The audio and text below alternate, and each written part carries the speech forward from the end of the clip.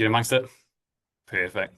Hey, good morning, everyone, and thank you for joining us. I appreciate there's a bit going on, depending whereabouts you're in the country. Another cousin started carving already, so I appreciate you taking time to join us. Look, today we're going to talk about milk price protection.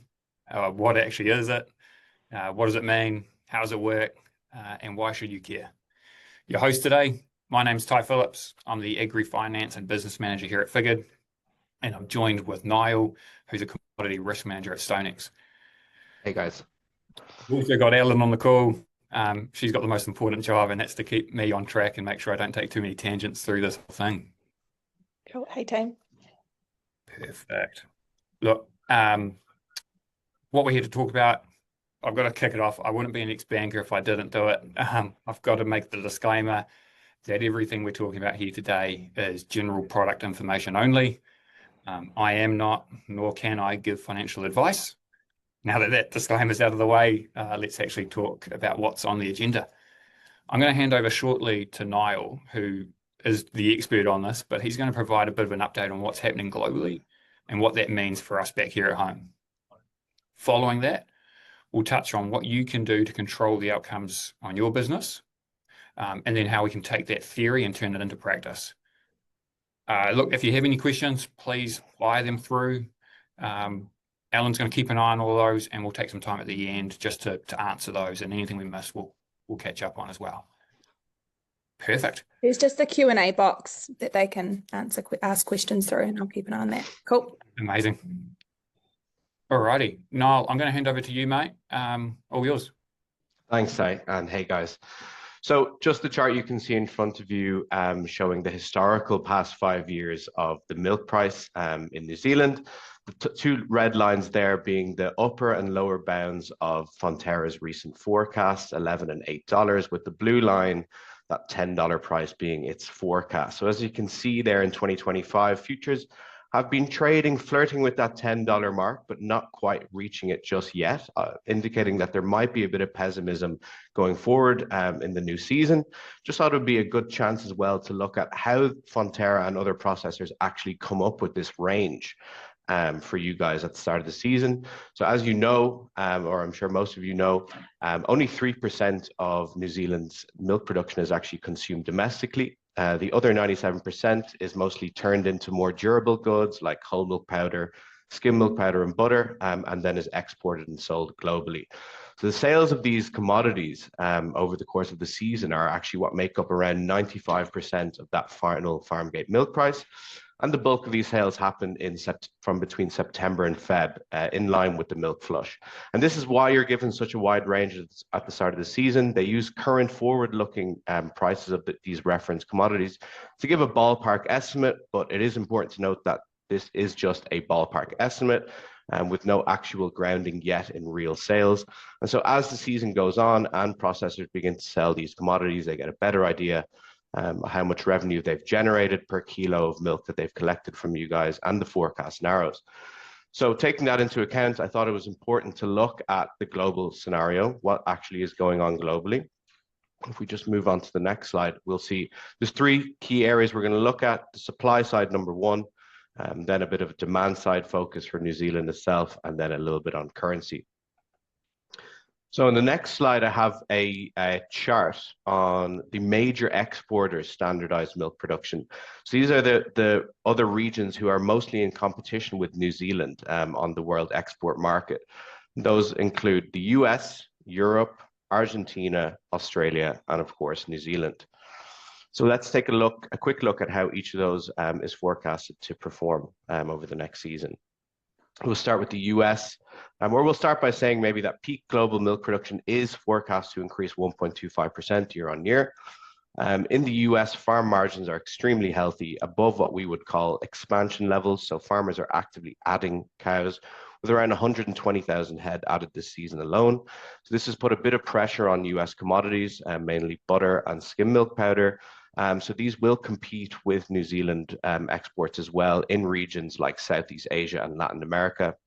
Similarly, in the EU and Europe, production has been extremely strong as well, again, driven by great milk prices and very stable input costs. There were some fears earlier in the season that disease might hamper some of that production, with lumpy skin disease and blue tongue being the main culprits, but it seems now that has been mostly cleared up and those fears have eased.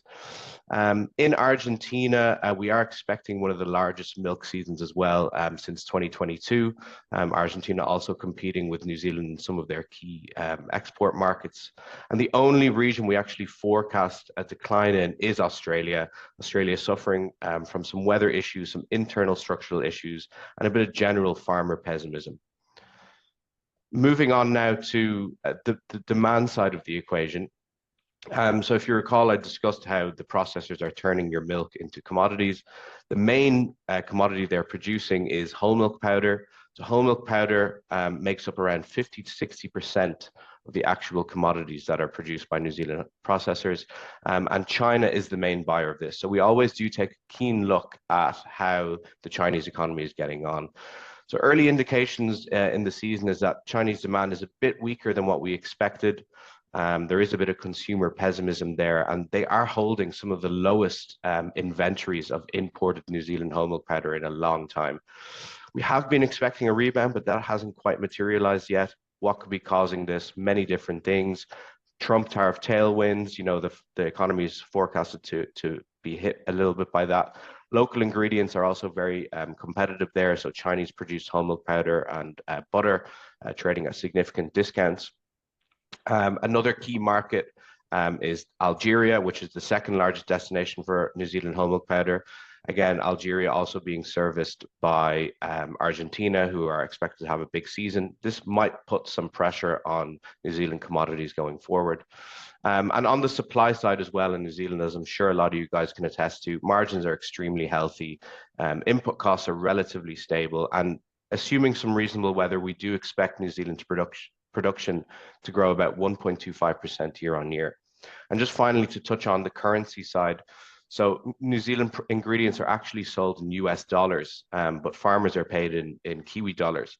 So if the trend that we've seen now at the start of the season of the US dollar weakening throughout the season, if this continues, then this will limit some of the growth in the milk price payout in Kiwi dollars. So it's something to watch out for. But having said all of this, guys, there is also the case that milk does trade above that $10 mark. Does Chinese demand rebound better than expected? Does Trump tariffs and disease in Europe make New Zealand a bit of a safe haven for the global export market? Who knows? But it's why, after passing on to Ty now, it's why I really love the figured milk price protection product so much. And I'll let Ty follow on with the rest now. Yeah, awesome. Thanks, Niall. That was really insightful. And like I say, there is a lot of uncertainties in the market. It's no wonder Fonterra opened the season with such a wide forecast. I know it all sounds doom and gloom, and I'm going to preface it right now. Not one of us here want to see the milk price drop.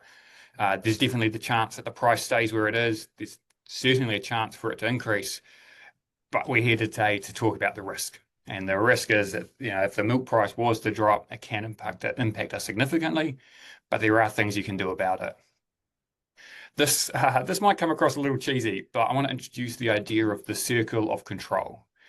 It might be familiar to some of you, but you've got three key circles. You've got the circle of concern, the circle of influence, and the circle of control. Now, should all these things that Niall are talking about globally, should they happen and put some downward pressure on the milk price, there's nothing you or I could do to change that. We can't control global demand, global supply. I can't tell Trump what tariffs to implement. These very much so sit in that circle of concern. It's good to be aware of them, but we don't have control. That being said, we have the circle of influence. So this is where we can influence what we're doing, where we're focusing our time and energy, despite these concerns happening. So at a farm level, we can be making plans about where we're wanting to go, what we're wanting to achieve, and we can understand how the downside risk might impact these plans. And then ultimately, that brings us to the circle of control. This circle reflects the conscious decisions we make every day to help ensure that plan becomes a reality. So with that being said, let's dive a little deeper. This graph here represents the average New Zealand dairy farm, or the risk profile of every New Zealand, or the average New Zealand dairy farm. The first thing you're going to notice is how significant the milk price is to the success and profitability of our operations. We know there's cost pressure that's not going away, but it's still the milk price that sits as that main culprit of the risk. Recent numbers show the average break-even is just above $8.60 now. That's excluding debt repayments, drawings, capital reinvestment, all those things that we do to keep the farm humming. So when we start looking at the lower end of Fonterra's opening forecast, that $8 mark, there is a very real risk that some farms could lose money this season. And that's a pretty sobering thought. And I wanted to emphasize this because there are things you can do. There are tools available to you to help control the narrative and ensure that this isn't you, that you're not one of those farms. So let's jump in and understand, we'll go back one. What are these tools and what do they mean? Look, there's two key products in particular that New Zealand dairy farmers are using today to help manage their risk and create confidence in those margins and in the plans that they're setting out. It comes down to milk futures and put options. They're very similar products. They have similar benefits, but there are some key differences. And we're just going to really briefly touch on both of those so you can understand. What's going to be right for you? Look, I can't tell you. That's for you to decide. It is very personal. It depends on what you're trying to achieve in your own risk appetite. Milk futures, or more commonly known, or through other products such as Fonterra's fixed milk price, is a set price. It doesn't matter if the market goes up or down, you're going to get that one price. Put options or milk price protection act more as insurance for your milk price. You set a minimum price or a price floor, and if the market was to drop below that, you're going to get paid out the difference to brought back up to that minimum price. But if the market was to go up or stay above that minimum price, you get to keep that better price. So let's have a little look at what this means in some more detail. So here's an example of a futures or a fixed milk price. In this scenario, let's say I've set my fixed price at $8.50 for a portion of my supply. If some of that global uncertainty came true and the price was to drop to $8, I'm still going to get that $8.50. Okay. The cost of this, for example, with Fonterra is 10 cents. So you're actually getting $8.40. Vice versa, if the price was to stay above, we say around that $10 mark, I'm still going to get paid out that $8.40 because I've committed to that set price. Now let's go and have a look at the put options. Cool. Let's do a different scenario. I've set my minimum price at $8. I pay an upfront premium for that. If the market was to come in below that minimum milk price, I'm going to get topped up. But if the price was to stay at $10 or track upwards, I'll be taking that better price, okay? So that's kind of the key difference between futures and put options. And now I think it's probably worthwhile actually seeing what it looks like here in Figured. Look, it's the reason Figured and StoneX partnered together. We think put options fantastic, and we wanted to make sure it's available to all of you. Like I said, it gives you the opportunity to create some confidence in the plan and your profitability, but also helps you to protect against those global risks that might impact the price. We're going to jump in and actually just have a look at the modeling tool. So Figured's created this tool to help you understand what it could mean for you, and we'll just turn this theory into practice. Alan, can I just get a thumbs up that this is all showing? Yeah, cool. So, look, we're in Figured right now. We're in the modeling tool. This is an example. This is my dairy farm.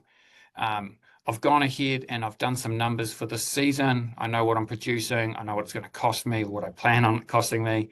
In Figured, we pull all this information straight from Figured and we populate it into this modeling tool to make your life really easy. So that's all come through for me nice and easy.